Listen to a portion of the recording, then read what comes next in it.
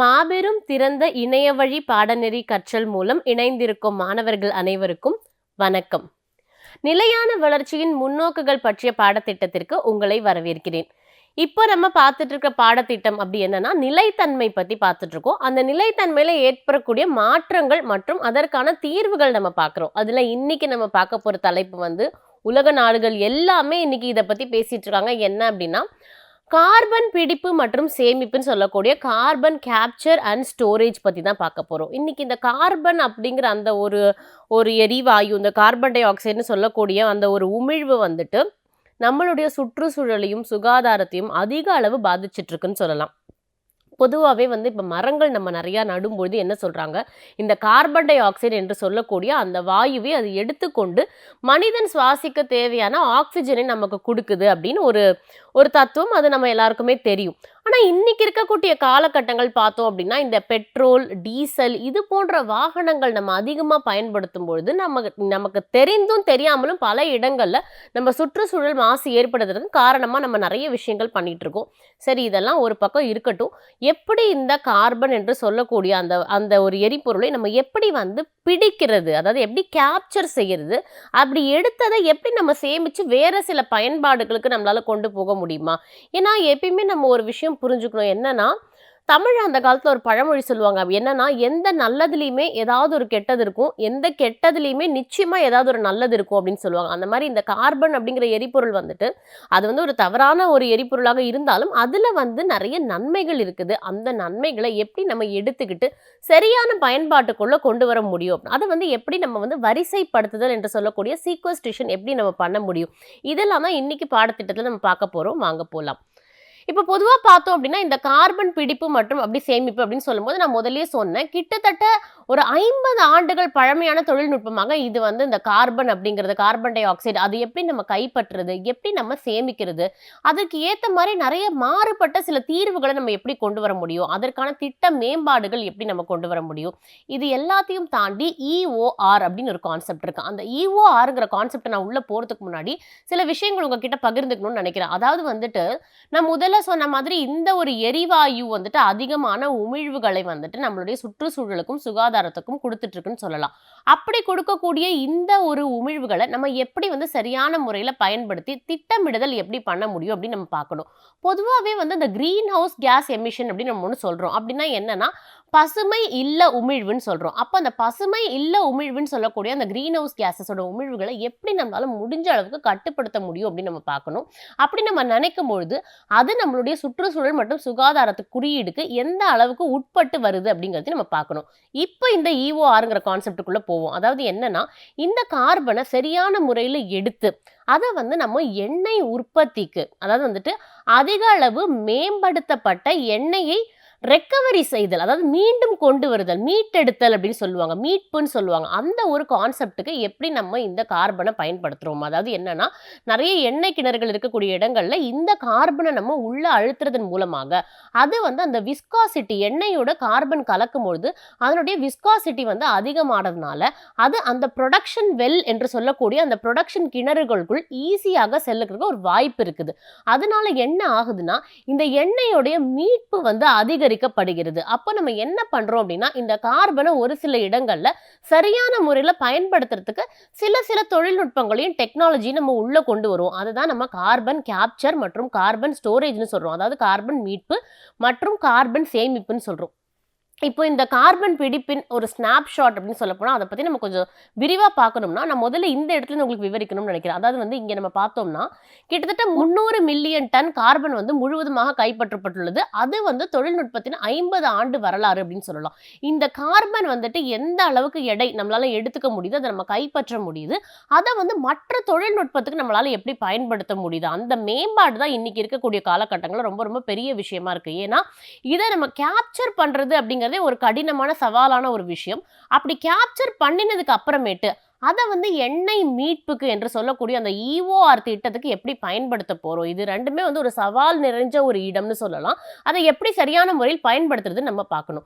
இப்போ இந்த கார்பன் நம்ம எடுத்துட்டோம். எடுத்து வந்து அத கேப்சர் பண்ணிட்டோம். இப்போ நம்ம வந்து அத என்ன பண்ணணும்னா, யுட்டிலைஸ் பண்ணணும். பயன்படுத்தணும். எப்படி பயன்படுத்த முடியும் அப்படின்னா, அதாவது அந்த வசதிகள் வந்து சுமார் 28 மில்லியன் டன் கார்பன் டை ஆக்சைடை கைப்பற்ற முடியும். அதாவது பண்ணியிருக்காங்க. இதுக்கு முன்னாடி சில டெக்னாலஜில இவ்வளவு மில்லியன் டன்ஸ், நான் சொல்றது வந்து மில்லியன் டன்ஸ் ஆஃப் இந்த கார்பன் டை ஆக்சைடு அவங்க எடுத்திருக்காங்க. எடுத்து அத வந்து இந்த EOR என்று சொல்லக்கூடிய தொழில்நுட்பத்தின் மூலமாக அத எண்ணெய் மீட்புக்கு அவங்க ஆல்ரெடி வந்து இந்த மாதிரியான ப்ராஜெக்ட்ஸ செஞ்சு காட்டியிருக்காங்க. இதெல்லாம் வந்து இன்னைக்கு உலக நாடுகள்ல நிறைய இடங்கள்ல இருக்கக்கூடிய ஒரு ப்ராஜெக்ட்ஸ் அப்படின்னு சொல்லலாம். அடுத்து இந்த கார்பன் பிடிப்பு திட்டங்கள்ல கிட்டத்தட்ட 10 to 20% மட்டுமே கார்பனை மேம்படுத்த பயன்படுத்தலாம். அப்போ நம்ம என்ன பண்ணுறோம் அப்படின்னா, மிச்ச இந்த பிரத்யேக புவியியல் கட்டமைப்புகளில் சேமிக்கப்பட்டுள்ள எண்ணெய் மீட்புக்கு நம்ம பயன்படுத்துறோம் அப்படின்னு சொல்றோம். அப்போ பொதுப்படையா பார்த்தோம் அப்படின்னா, இந்த கார்பன் அப்படிங்கிறத வந்துட்டு எந்த விதத்துல நம்ம வந்து சரியான பயன்பாட்டுக்குள்ள கொண்டு வர முடியும் அப்படிங்கிறது தான் இன்னைக்கு இருக்க மிகப்பெரிய கேள்விக்குறி. அதை நான் இப்போ எப்படி கொண்டு வந்திருக்கேன் அப்படின்னா, இந்த EOR கான்செப்ட் என்று சொல்லக்கூடிய எண்ணெய் மீட்புக்கு நம்ம எப்படி பயன்படுத்துறோம் அப்படிங்கிற கான்செப்டை பார்த்துட்டோம். ஸோ நிச்சயமா இது உங்களுக்கு தேர்வுல ஒரு கேள்வியா வரும். அதாவது என்னன்னா, கார்பனை எப்படி நீங்க EORக்கு யூட்டிலைஸ் பண்ணுவீங்க அப்படிங்கிற ஒரு கேள்வி நமக்கு இடையில நிச்சயமாவே இருக்கும். இப்போ இந்த கார்பன் பிடிப்பு பயன்பாடு மற்றும் சேமிப்பு, நான் முதலே சொன்ன மாதிரி அதோட பயன்பாடுன்னு சொல்லக்கூடிய இந்த யூட்டிலைசேஷன் எப்படி நம்ம பண்ண முடியும், அது வந்து எண்ணெய் மீட்புக்கு எந்த அளவுக்கு நம்மளுக்கு ஏதுவான ஒரு தன்மையை கொடுக்கும், இப்படி நமக்கு வந்து நிறைய டவுட்ஸ் இருந்தாலும் இந்த திட்டத்தில் நான் முதலே சொன்ன மாதிரி அந்த எண்ணெய் அந்த இருக்கக்கூடிய அந்த கிணறுகளுக்குள் இந்த கார்பனை உள்ள ஊடுருவ செய்து அதன் பின்பு அதோட விஸ்காசிட்டியை அதிகப்படுத்தி அதன் மூலமாக ப்ரொடக்ஷன் வெல் என்று சொல்லக்கூடிய கிணறுகளுக்கு அதை செலுத்தும் பொழுது அதனுடைய மேம்பாடானது, எண்ணெயின் மேம்பாடானது அதிகரிக்கப்படுகிறது. இப்படிதான் நம்ம அந்த டெக்னாலஜியை பண்றோம். இதுக்கு பேர் CO2 EOR அப்படின்னு ஒரு கான்செப்டா அவங்க வந்து சொல்றாங்க.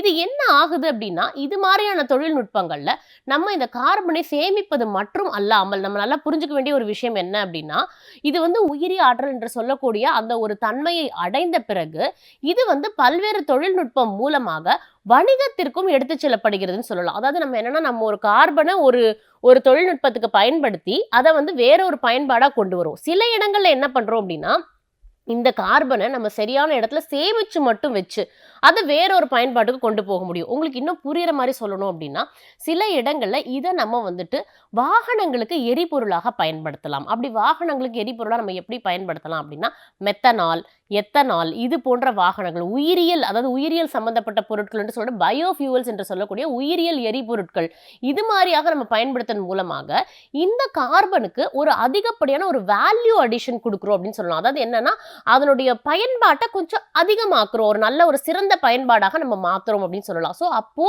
இந்த கார்பன் சேமிப்பு, பயன்பாடு மற்றும் அதை வணிகத்திற்கு கொண்டு போறது, இப்படி 3 விதமான ஒரு தாக்கங்கள் இன்னைக்கு இந்த எரிபொருள் மூலமாக நம்மளுடைய தொழிற்சாலைகள் மற்றும் மற்ற எந்த தொழிற்சாலைகளை வேணாலும் எடுத்துக்கலாம். உலோகங்கள் சார்ந்த தொழிற்சாலைகளோ, இல்ல வந்து வாகன உற்பத்தி சார்ந்த தொழிற்சாலைகளோ, இல்ல எந்த துறையாக இருந்தாலும் அதுல இந்த கார்பன் பிடிப்பு மற்றும் பயன்பாடு அது சரியான விதத்துல நம்ம எப்படி பண்றோம் அப்படிங்கிறது இன்னைக்கு ஒரு மிகப்பெரிய சவாலாக நமக்கு இருக்கு அப்படின்னே சொல்லலாம்.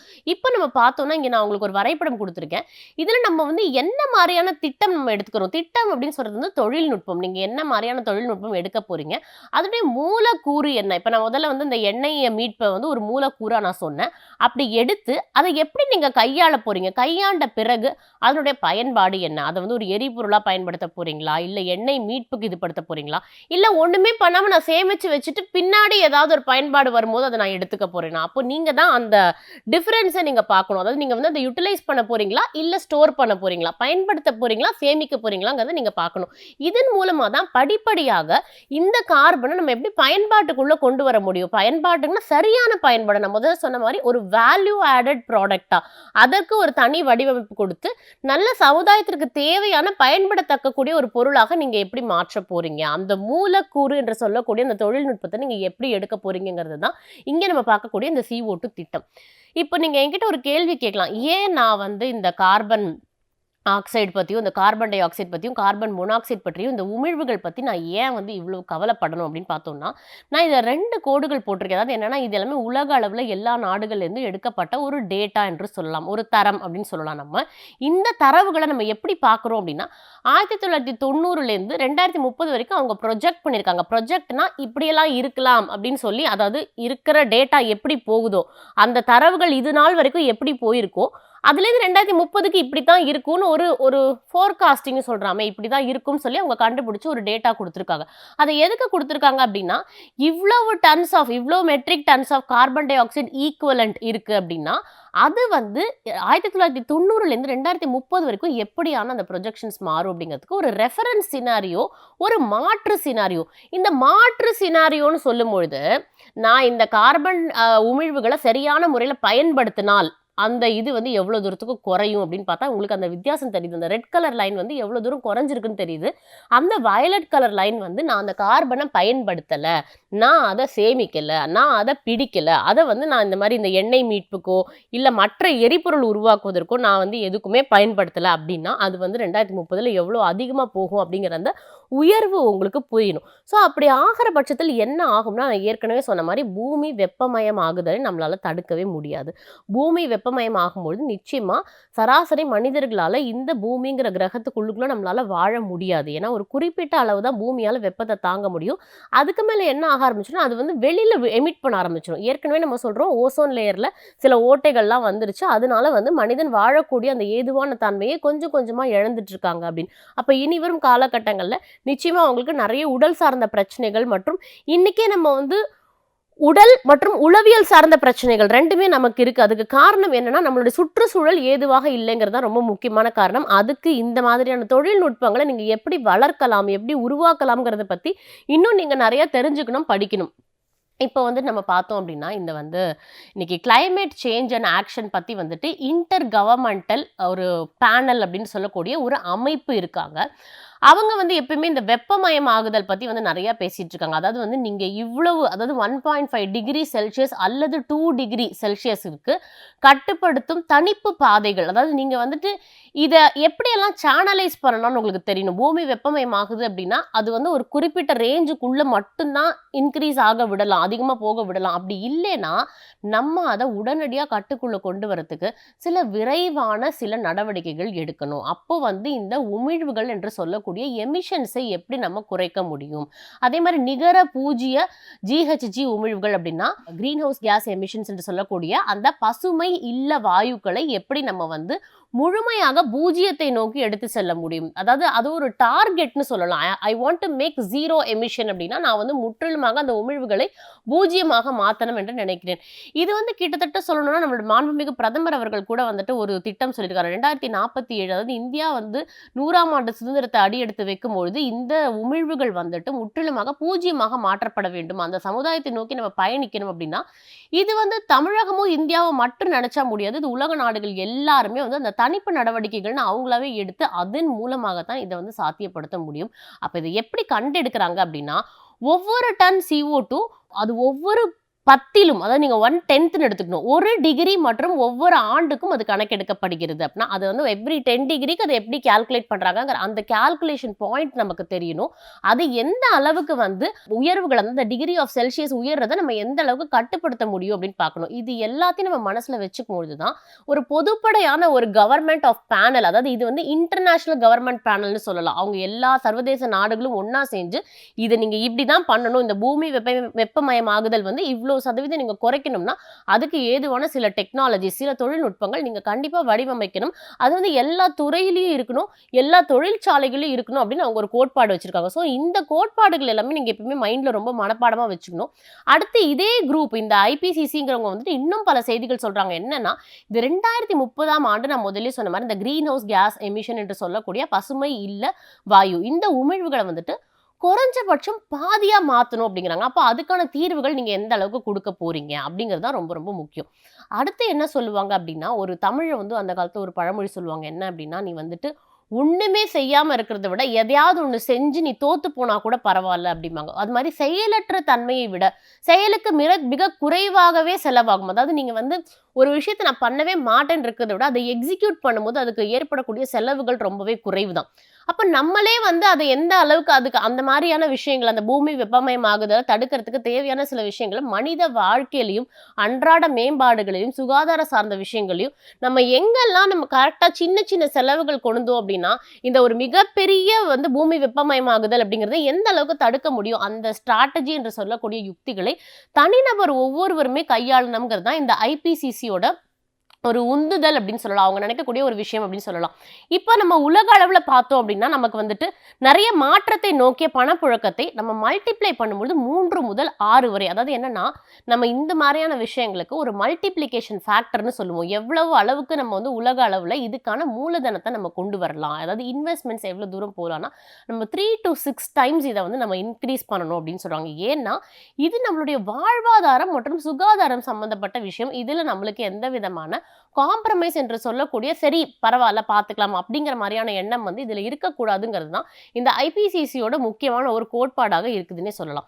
இப்ப நம்ம பார்த்தோம்னா, நம்ம இப்ப என்ன பண்ணிட்டு இருக்கோம்னு நான் உங்களுக்கு சொல்றேன். அதாவது நம்ம வந்து இந்த உமிழ்வுகள வந்துட்டு டீகார்பனைஸ் பண்றோம். டீகார்பனைஸ்னா அதுல இருக்கக்கூடிய கார்பன நம்ம வெளியேத்துறதுக்கு வழி கண்டுபிடிச்சுட்டோம். ஆனா, பொருளாதாரத்த டீஃபாஸ்லிங் செய்றோம். அது என்ன டீஃபாஸ்லிங் அப்டின்னா, நம்ம வந்து இன்னைக்கு வந்து இந்த புதைப்படிவு கார்பன்கள வந்துட்டு நெறைய இடங்கள்ல வந்து நம்ம காலநிலை மற்றும் பருவநிலை காரணங்களுக்காக நம்ம வந்து அத எப்படியாவது சரியான முறையில ஒரு பயன்பாட்டுக்குள்ள கொண்டு வருவோம் அப்டின்னு நம்ம நெனைக்கிறோம். ஆனா, அத எப்படி கொண்டு வர முடியும் அப்டின்னா, நிலக்கரி என்று சொல்லக்கூடிய கோலோட பயன்பாட கிட்டத்தட்ட நம்ம வந்து ஒரு 75 to 76% கம்மி பண்ணணும்.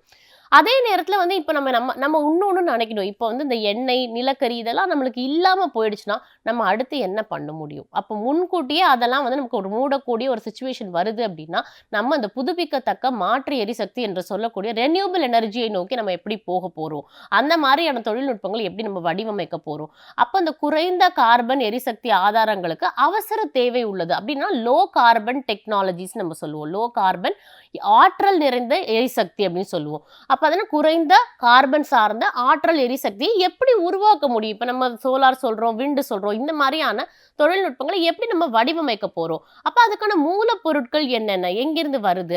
அப்ப நம்ம சொன்னோம்னா, இதுக்கு பயோமாஸ் என்று சொல்லக்கூடிய உயிரியல் எரிபொருள் எங்கேருந்து நமக்கு கிடைக்குது? இத வந்து நம்ம எப்படி மறுசுழற்சி பண்ண முடியும்? இதுக்கு நம்ம முதல்லயே சொன்ன மாரி வந்துட்டு அந்த வட்ட பொருளாதாரம், வட்டனா கார்பன் சர்க்குலர் எக்கானமி என்று சொல்லக்கூடிய வட்ட கார்பன் பொருளாதாரத்தை எப்படி நம்ம அப்படின்னா என்னன்னா, கார்பனை மறுசுழற்சி செய்தல், மறுபயன்பாட்டுக்கு கொண்டு வருதல், மீட்டெடுத்தல். இதுதான் அந்த மறுசுழற்சி பொருளாதாரம்னு சொல்றோம். அப்போ அந்த கார்பனையே வேற ஒரு தொழில்நுட்பத்துக்கு பயன்படுத்தி, அத பணமா மாத்த முடியுமா? அதுதான் இங்க நம்ம வந்து கார்பன் சர்க்குலர் எக்கானமின்னு சொல்றோம். அப்போ உங்களுக்கு அந்த கான்செப்ட் வந்து ரொம்ப தெளிவா புரியணும். சர்க்குலர் எக்கானமினா என்ன? கார்பன் சர்க்குலர் எக்கானமினா என்ன? நம்ம அந்த உமிழ்வுகள எடுத்து எப்படி நம்ம மறுபயன்பாட்டுக்கு கொண்டு வரோம்? அதை எப்படி நம்ம மாற்று எரிசக்தியா மாத்துறோம்? இது எல்லாமே உங்களுக்கு புரிஞ்சிருச்சுன்னா, இது சார்ந்த தொழில்நுட்பங்கள் என்னென்னலாம் இன்னைக்கு காலகட்டங்கள்ல பயன்பாட்டுல இருக்கு, நம்ம புதுமையான கண்டுபிடிப்புகள் எந்தெந்த இடத்துல கொண்டு வரலாம் அப்படிங்கிற ஒரு புரிதல் உங்களுக்கு பொதுவாவே இருக்கும். இப்ப நம்ம பார்த்தோம்னா, இந்த ஒரு ஒரு வரைபடத்துல நான் வந்து ஒரு 3 விஷயங்கள் சொல்லியிருக்கேன். என்ன அப்படின்னா, நீங்க இந்த கார்பன கேப்சர் செய்றீங்க. அதாவது பிடிக்கிறீங்க, பயன்படுத்துறீங்க. அதன் பிறகு அத ஒரு பொருளாக மாத்துறீங்க அப்படின்னு சொல்லலாம். அப்போ நம்ம வந்து நேரடியாக காற்றிலிருந்து எடுக்கலாம் அல்லது வரக்கூடிய உமிழ்வுகள்லேருந்தும் நீங்க அத எடுக்கலாம். அப்படி எடுத்த பிறகு அதை சேமிப்பதற்கு ஏதுவான சில தொழில்நுட்பங்கள் மூலமாகவோ, மாற்று எரிசக்தி மூலமாகவோ நீங்க வந்து அத பயன்பாட்டுக்குள்ள கொண்டு வர முடியும். அதன் பிறகு இத நான் முதல்லயே சொன்ன மாதிரி இந்த மெத்தனால், எத்தனால், உயிர் எரிபொருள் இது போன்ற வாகனங்களுக்கு தேவையான எரிபொருளாக ஃபியூவல் என்று சொல்லக்கூடிய ஒரு ஃபியூவலாக நீங்க நீங்க இதை பயன்படுத்தலாம். இதை வந்து சில சில இடங்களில் கட்டுமான பொருட்களுக்கு தேவையான ஒரு உபயோகரண பொருளாக கூட நீங்க இந்த கார்பனை பயன்படுத்த முடியும். சில வேதியியல் பொருட்களை உருவாக்குவதற்கும் இந்த கார்பனை நீங்கள் பயன்படுத்த முடியும். இதெல்லாம் வந்து எந்தெந்த பயன்பாட்டுக்குள்ள கொண்டு வர முடியும், என்னென்ன ப்ராடக்ட்ஸ் அல்லது விலை வாய்ந்த பொருட்களாக மாற்ற முடியுங்கிற தன்மை இதுல என்னென்ன இருக்கு அப்படிங்கறத நம்ம பார்த்துட்டோம். இது எல்லாமே என்னன்னா யூட்டிலைசேஷன் என்று சொல்லக்கூடிய பயன்பாடை எந்த அளவிற்கு இந்த ஐபிசிசி என்று சொல்லக்கூடிய அந்த பேனல் ஆஃப் காலநிலை மாற்றத்திற்குரிய அந்த கமிட்டி அவங்க வந்து என்ன மாதிரியான ஒரு வழிமுறைகள் சொல்றாங்கிறத நம்ம இப்போ ஓரளவுக்கு புரிஞ்சுக்கிட்டோம். இப்போ நம்ம முக்கியமா பார்க்க வேண்டியது என்னன்னா, இந்த கார்பன் பிடிப்பு மற்றும் பயன்பாட்டின் பங்கு என்ன? நான் முதலே சொன்ன மாதிரி வந்து நம்மளுக்கு ஒரு 3 கூறுகள் நமக்கு வரும். இந்த 3 கூறுகள் நான் இந்த பக்கத்துல இருந்து போறேன். அதாவது என்னன்னா, முற்றிலுமாக இந்த கார்பன் டை ஆக்சைடை அகற்ற முடியுமான்னு கேட்டா, ஆந்த்ரோபாலஜி என்று சொல்லக்கூடிய மானுடவியல் நடவடிக்கைகள் மூலமாக இதை வந்து நம்ம வளிமண்டலத்திலிருந்து நீண்ட காலமாக சேமித்து வைக்கிறது. ஏற்கனவே நம்மளோட அட்மாஸ்பியர் வந்து ஓரளவுக்கு இந்த கார்பன் டை ஆக்சைடை அதுவே வந்து ப்ரொடெக்ட் பண்ணுது. அதை வந்து உயிரியல் தயாரிப்புகளாக நம்ம மாற்றி, அதாவது இந்த ஒரு பயோமாஸ் பேஸ்டு ப்ராடக்ட்ஸாக நம்ம மாற்றும் பொழுது என்ன ஆகுது அப்படின்னா, அந்த சிசியு அண்ட் சிடிஆர் இது என்ன அப்படின்னா, அந்த கார்பனை வந்து நம்ம எந்த அளவுக்கு கேப்சர் பண்ணி யூட்டிலைஸ் பண்றோம், அந்த கார்பனை பிடித்து கொண்டு அதை எப்படி நம்ம பயன்பாட்டுக்கு கொண்டு வரோம், அதே மாதிரி இந்த கார்பன் டை ஆக்சைடு என்று சொல்லக்கூடிய அந்த எரிவாயு எப்படி நம்ம ரிமூவ் செய்யறோம், எப்படி அகற்றுகிறோங்கிற தீர்வுகள் மூலமா நம்மளால வந்து ஒரு முற்றிலுமான அகற்றக்கூடிய தன்மையை நம்மளால உருவாக்க முடியும். அடுத்து உமிழ்வுகளை தவிர்த்து, நான் முதல்ல சொன்ன மாதிரி வந்துட்டு இந்த கார்பன் டை ஆக்சைடு வெளியேற்றத்தை, அதாவது இந்த கரியமில வாயுவின் வெளியேற்றத்தை முற்றிலுமாக தவிர்ப்பதன் மூலமாக, நான் டோட்டலாவே அந்த எமிஷனை வந்து ரெடியூஸ் பண்றேன் அப்படிங்கிற மூலமாக என்ன ஆகும் அப்படின்னா, நம்மளால முடிஞ்ச அளவுக்கு அந்த உமிழ்வுகளை சேமிச்சு வச்சு அதை பயன்பாட்டுக்குள்ள கொண்டு வரதன் மூலமாக நம்ம வந்துட்டு ஒரு க்ளோஸ்டு சர்க்கிள்குள்ள நம்மளால வந்து ஒரு சிஸ்டத்தை பயன்படுத்த முடியும் அப்படிங்கிறத நம்ம புரிஞ்சுக்கிறதுக்கு ஒரு ஏதுவான தன்மையா இருக்கும். அடுத்து வந்துட்டு நிகர குறிப்பு அப்படிங்கும்போது, நிகர குறைப்பு அப்படிங்கிறது என்னன்னா, நான் இதை வந்து ஒரு ஈக்குவலண்டா இன்னொரு பயன்பாடு, அதாவது வந்துட்டு ஹைட்ரஜன் பவர் டு எக்ஸ் அப்படின்னு சொல்லக்கூடிய ஒரு ஆதாரத்திற்கு இதுக்கு ஈக்குவலண்டா நான் அதை வந்துட்டு இன்னொரு ப்ராடக்டா கன்வெர்ட் பண்ணி அதை வந்து முழுமையான ஒரு பயன்பாட்டுக்கு நான் கொண்டு வரதன் மூலமா இந்த உமிழ்வுகளுடைய அந்த அதிகப்படியான பாதிப்பை என்னால குறைக்க முடியுது. அப்போ நீங்க வந்து இந்த மாதிரியான வழிகள்லாம் நீங்க வந்து இந்த கார்பனை பிடிச்சு சரியான முறையில பயன்பாட்டுக்குள்ள கொண்டு வர முடியும் அப்படிங்கிற ஒரு தீர்வை வந்து நம்ம காண முடியும் அப்படிங்கிறது தான் இந்த ஐபிசிசியோட ஒரு கோட்பாடாக நம்ம இங்கே கருதுறோம். அது நீங்க நல்லா பாத்தீங்கன்னா, இது இன்னைக்கு இருக்கிற காலகட்டத்தில் எப்படி இருக்குது, அந்த ஒரு 2050 வரும்போது இந்த கார்பன் டை ஆக்சைடு முழுமையாக அகற்றப்பட்டு விடும். முதல்ல வந்து அதை ஒரு சரிநிகர் தொழில்நுட்பத்துக்கு ஈக்குவலண்டா கொண்டு அதை வந்து ஒரு பயன்பாட்டுக்கு கொண்டு வரதன் மூலமாக உமிழ்வுகளை குறைத்து ஒரு குறிப்பிட்ட காலகட்டங்களுக்கு பிறகு அந்த உமிழ்வுகளை இல்லாம பண்ணிட முடியும் அப்படிங்கிறாங்க. அதை 2050க்கு அவங்க ப்ரெடிக்ட் பண்றாங்க. இப்போ வந்து நம்ம என்ன சொல்றாங்க அப்படின்னா, இதை வந்துட்டு இந்த கனிமமயமாக்கலின் பங்கு, நம்ம வந்து இந்த கார்பன் டை ஆக்சைடு ஏதாவது ஒரு மெட்டீரியலாக மாற்ற முடியுமா அப்படின்னு கேட்டால் நிச்சயமாக முடியும். ஆனால் என்னன்னா, அதில் வரக்கூடிய அந்த எதிர்வினை கழிவுகளை நீரோட நம்ம கலக்கிறதன் மூலமாகவும் இந்த கரியமில வாயு என்று சொல்லக்கூடிய கார்பன் டை ஆக்சைடு நம்மளுக்கு நல்லாவே புரியுது இல்லையா, அதாவது தண்ணீர் மற்றும் CO2 என்று சொல்லக்கூடிய CO2 + H2O இது ஆட் ஆகும்போது நம்மளுக்கு CaCO3 என்று சொல்லக்கூடிய கால்சியம் கார்பனேட் என்று சொல்லக்கூடிய ஒரு கனிமமயமாக்க, அதாவது ஒரு மெட்டீரியல் நமக்கு இதன் மூலமாக கிடைக்கிறது. அப்போ நம்ம என்னன்னா, இந்த கனிம பொருட்களை எப்படி நம்ம உருவாக்க முடியும், அந்த ஸ்ட்ராட்டஜி என்று சொல்லக்கூடிய யுக்தி நமக்கு கிடைக்குது. இதை நம்ம கட்டிடம் மற்றும் கட்டுமான பொருட்களாகவோ அல்லது பிற இடங்களில் ஏற்படக்கூடிய அந்த பொருட்களுக்கு ஒரு மாற்று பொருளாகவோ நம்மளால பயன்படுத்தக்கூடிய ஒரு தன்மை இன்னைக்கு காலகட்டங்களில் நிச்சயமா உண்டு. அதனால இந்த கார்பன் டை ஆக்சைடை நம்மளால சரியான முறையில் சேமிக்க முடியுங்கிற மனப்பக்குவம் நமக்கு நிச்சயமா வரணும். இது தாண்டி நான் முதல்லயே சொன்ன மாதிரி இதை வந்து நம்ம எரிபொருளாக கொண்டு வர முடியுமான்னு கேட்டால், இந்த செயற்கை என்று சொல்லக்கூடிய சிந்தட்டிக் மீத்தேன், மெத்தனால், டீசல், அதுக்கப்புறம் SAF மற்றும் பிற ஹைட்ரோ கார்பன்கள் மூலமாக நம்ம வந்துட்டு இதை ஒரு எரிபொருளாக வரையறுக்கப்பட்டு அதை ஒரு உட்கட்டமைப்புக்குள்ள கொண்டு நம்ம இதை வந்து ஒரு நிரந்தர தீர்வாக நம்மளால நிச்சயமாக கொண்டு வர முடியும் அப்படிங்கிறது எல்லா இடங்களையும் ஏற்றுக்கிட்டாங்க. அதே மாதிரி இந்த மாதிரியான பொருட்கள் வந்துட்டு காலம் மற்றும் பருவநிலை மாற்றத்திற்கு ஒரு ஏதுவான ஒரு விஷயமாகவும், ஆற்றல் சார்ந்த விநியோகங்கள் என்று சொல்லக்கூடிய energy marketing and energy transition இடங்கள்ல இது வந்து ஒரு மிகப்பெரிய ஒரு பாதுகாப்பு மிக்க ஒரு நல்ல தொழில்நுட்பமாக கருதப்படுகிறது அப்படின்னு சொல்லலாம். அதே மாதிரி இன்னைக்கு இருக்கிற காலகட்டங்கள்ல அந்த அந்த புதைப்படிவு எரிபொருட்களை இயக்கும் அது மாதிரியான எளிதான மற்றும் அதை வந்து உடனடியான முறையில் எப்படி மறுசீரமைக்க முடியும் அப்படிங்கிறத பற்றியும் நம்ம சரியான முறையில் புரிஞ்சுக்கணும். அப்பதான் நம்மளால வந்து ஒவ்வொரு துறையிலையும் நம்மளால கான்ட்ரிபியூட் பண்ண முடியும். போக்குவரத்து துறையாகட்டும், கட்டிடம் மற்றும் கட்டுமான துறையாக இருக்கட்டும், ரியல் எஸ்டேட் ஆகட்டும், எந்த ஒரு இடங்கள்லையுமே நம்ம முக்கியமாக கருதுறது என்னன்னா இந்த எரிவாயுவின் உமிழ்வுகளும் அந்த பசுமை இல்ல உமிழ்வுகள் என்று சொல்லக்கூடிய கிரீன் ஹவுஸ் கேஸ் எமிஷனுடைய பயன்பாடுகளையும் எந்த அளவுக்கு கட்டுக்கோப்புக்குள்ள வச்சுக்க முடியுங்கிறது தான் இன்னைக்கு நம்ம இந்த கார்பன் கேப்சர் மற்றும் யூட்டிலைசேஷன் என்று சொல்லக்கூடிய சிசியு, அதாவது கார்பனை பிடித்தல் மற்றும் பயன்பாட்டிற்கு கொண்டு வருதல் எந்த அளவுக்கு எரிபொருளாக எடுத்து செல்வதற்கு சாத்தியம் என்பதை நம்ம புரிஞ்சுக்கணும். அதே நேரத்தில் இந்த மாதிரியான எரிபொருட்களை நம்ம அளவிடும் பொழுது அதன் திறன் பார்த்தோம் அப்படின்னா எந்த ரேஞ்சுக்குள்ள இருக்கு அப்படின்னா 1 முதல் 4 கிகாடன், நம்ம அதை கரெக்டாக தெரிஞ்சுக்கணும். அந்த அளவுக்கு கார்பன் டை ஆக்சைடு ஈக்குவலண்டாக ஒரு ஆண்டுக்கு அது அளவிடப்படுகிறது என்ற வரையறையை நம்ம புரிஞ்சுக்கணும். அப்போ அந்த வரையறை எந்த அளவுக்குள்ள இருக்குது, அது எந்த அளவுக்கு சாத்தியம் அப்படிங்கிறது நம்மளுக்கு முழுமையா புரியும் போதுதான் நம்ம இவ்வளோ தூரம் வரைக்கும் போகலாம் அப்படிங்கிற அந்த ஒரு மென்டாலிட்டி, அந்த ஒரு மனப்பக்குவம் வந்து நமக்கு வரும் அப்படின்னு சொல்ல முடியும். இப்போ நம்ம இந்த ஒரு குறிப்பிட்ட ஒரு படத்துல நம்ம பார்த்தோம் அப்படின்னா இந்த கார்பன் டை ஆக்சைடு அதை வந்து தொழில்நுட்ப சவால்கள் என்னென்ன இருக்கு அப்படின்னு பார்த்தோம்னா நம்ம பொதுவாகவே வந்துட்டு இங்கே வந்து இந்த பயோமாஸ் எரிபொருட்கள் என்று சொல்லக்கூடிய உயிரி எரிபொருட்கள், அப்புறம் வந்து மற்ற வாகனங்கள் சார்ந்த செயல்திறன்கள், ஹைட்ரஜன் மூலமாக இயங்கக்கூடிய வாகனங்கள், இப்படி எல்லா இடங்கள்லையுமே இந்த கார்பனை நம்மளால பயன்படுத்த முடியும். அடுத்து வந்து ஜீரோ நிகர் உமிழ்வு என்று சொல்லக்கூடிய, அதாவது நம்ம முதல்லயே சொன்ன மாதிரி வந்துட்டு ஜீரோ எமிஷன் கொண்டு கட்டுமானக்கூடிய அந்த கட்டிடங்களை வந்துட்டு எந்த விதமான எமிஷன் சார்ந்த பொருட்களும் இல்லாம ஒரு கட்டிடத்தை உருவாக்க முடியும் அப்படின்னா அங்க எந்த அளவுக்கு இந்த கார்பன் நம்ம பயன்படுத்த முடியும். அதே மாதிரி அணுமின் உற்பத்தியின் 4வது ஜெனரேஷன் சொல்லுவோம், அதுல எந்த அளவுக்கு நம்ம இந்த கார்பனை பயன்படுத்த முடியும். கார்பன் வரிசைப்படுத்துதல் அப்படின்னா சீக்வஸ்ட்ரேஷன் என்று சொல்லுவோம். அதை ஒரு தளத்திலேருந்து இன்னொரு தளத்துக்கு நம்ம வரிசைப்படுத்தி அதை நேர்த்தியான முறையில் எடுத்து செல்றது தான் இந்த கார்பன் வரிசைப்படுத்துதல். அடுத்து வந்து மேம்படுத்தப்பட்ட பவர் கிரிட் என்று சொல்லக்கூடிய நம்ம அந்த கிரிட்டை எந்த அளவுக்கு நம்ம வந்து மேம்படுத்தி எடுத்து செல்றோம். அதாவது கிரிட் என்று சொல்ல போனால் அந்த மின்சாரத்தை ஒரு இடத்துலேருந்து இன்னொரு இடத்துக்கு நம்ம அனுப்புறோம் இல்லையா, டிரான்ஸ்மிஷன் டிஸ்ட்ரிபியூஷன் சொல்றோம்.